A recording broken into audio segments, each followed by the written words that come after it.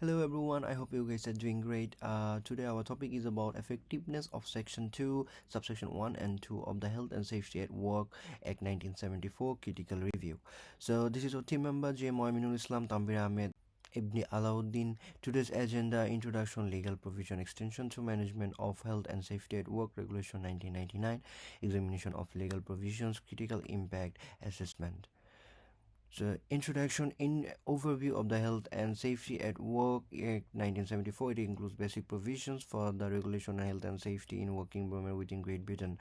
It imposes obligation on employers, employees, and other relevant parties regarding safety. It gives enforcement power to the HSE, Health and Safety Executive. All the links are given as one on reference list. Importance of Section 2, Subsection 1 and 2 in workplace safety. Section 1, the employer, as far as practicable, obliged will ensure that the health, safety, and welfare of all employees are first and foremost considered.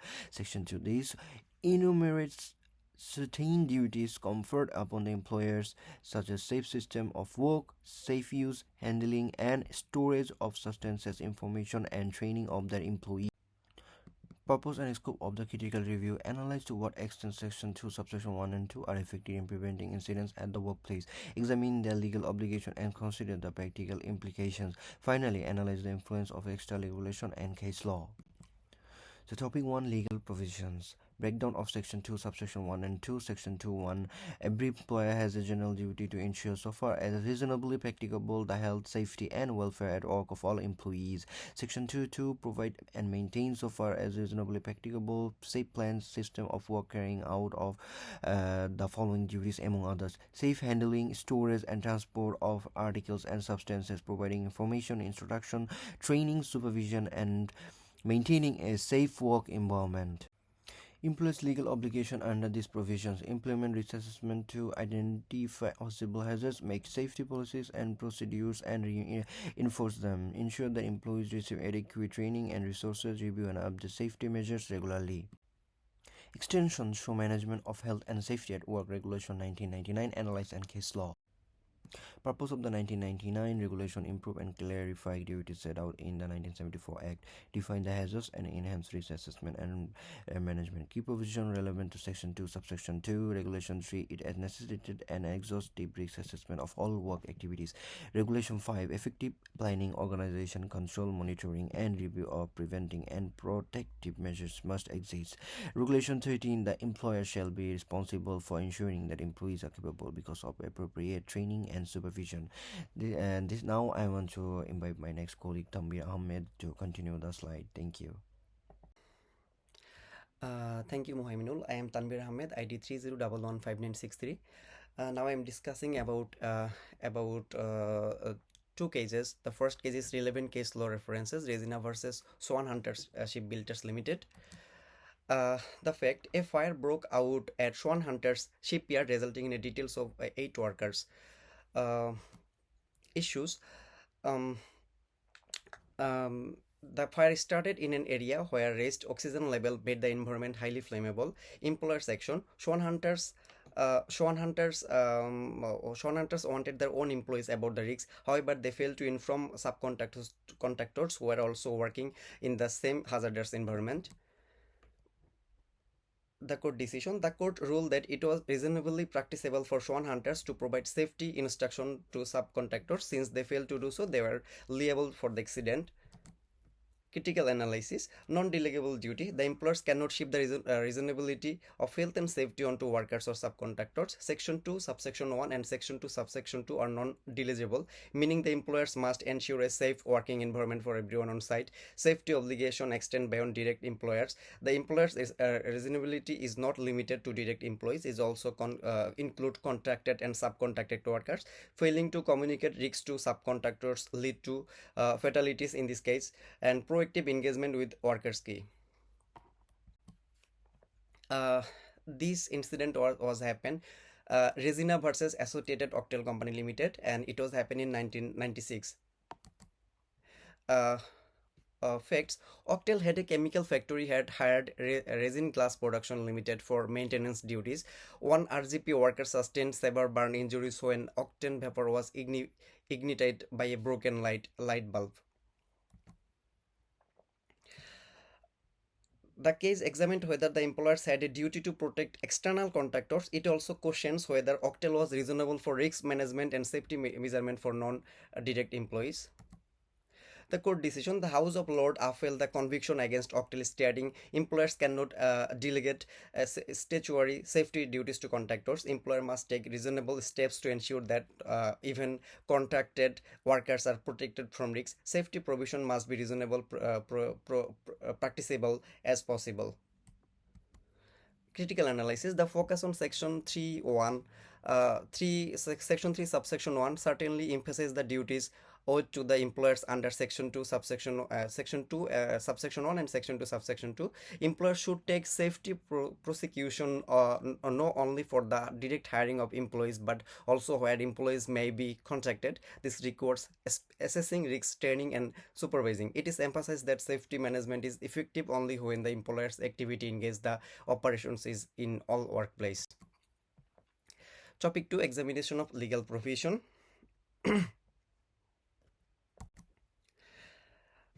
Supporting case law.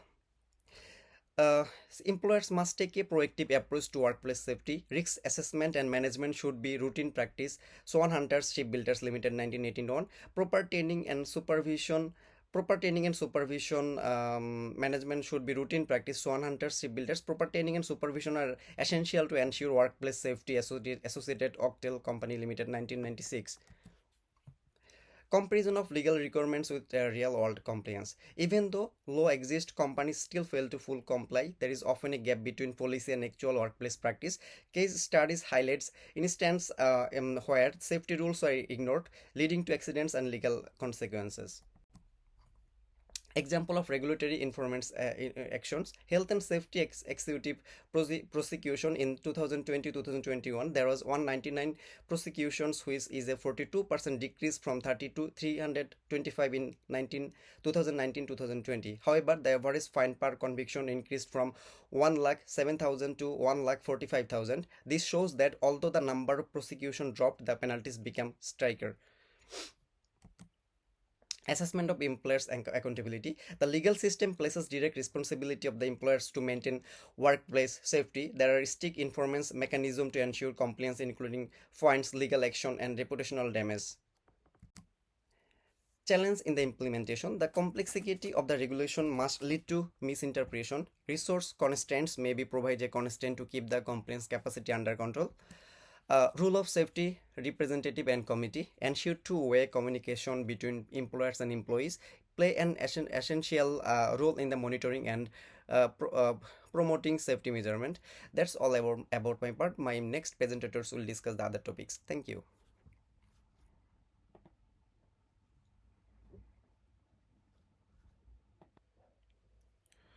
Okay, thank you. Thank you, Tanbir Ahmed. I am MD Ala-Uddin. Now I am discussing about the topic 3, is the critical impact assessment.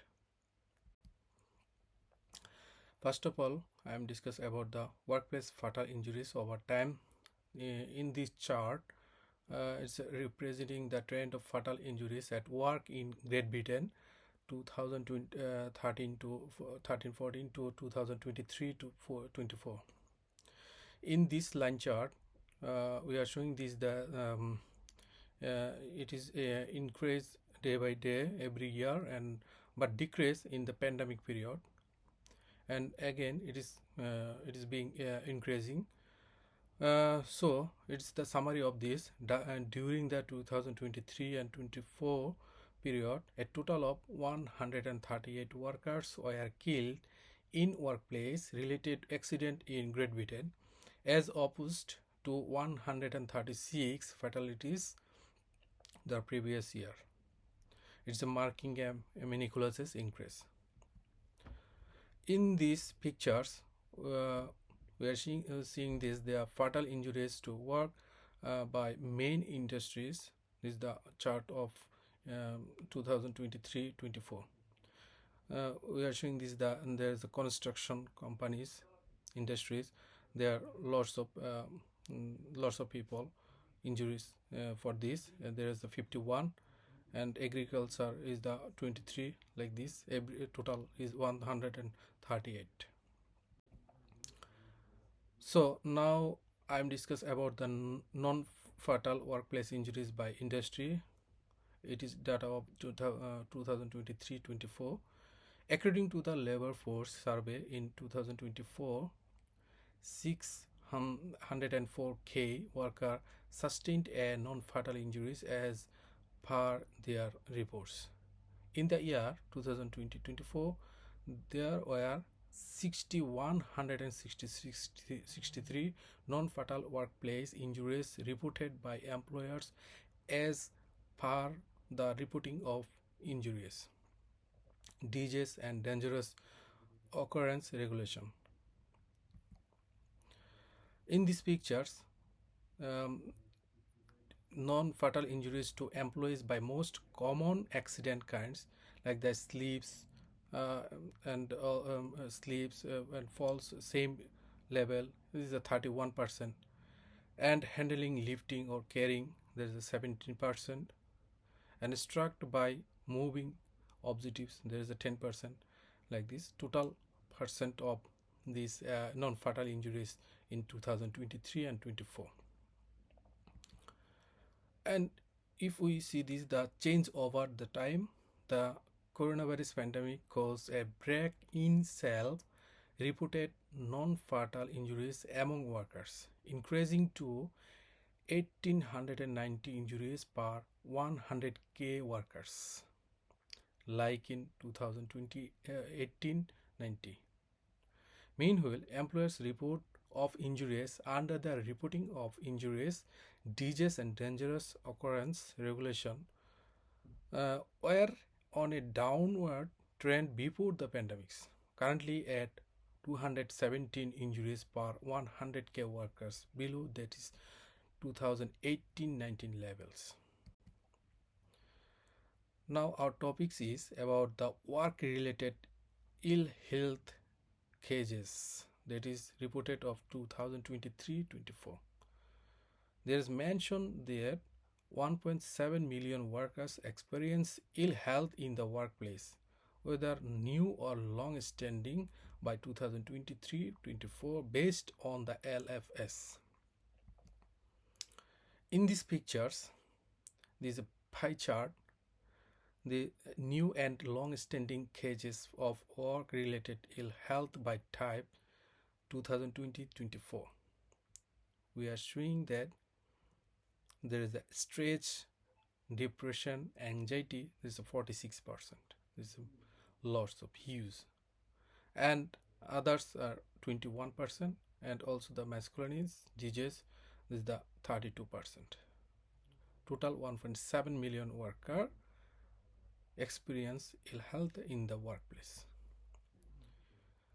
For this reason, as a result of self-reported work-related ill health and injuries, 33.7 million days were lost in terms of work. It is huge. This is the in this table I am showing this the stress, depression or anxiety was 17 million, and masculine disorders the 8.9 millions, and injuries 7.8 millions. It's really huge. Now I'm discussing about the how many impact economic cost of workplace injuries and new cases of work-related ill health.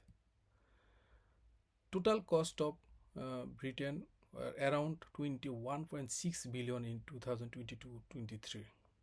In pie chart, I discuss about this.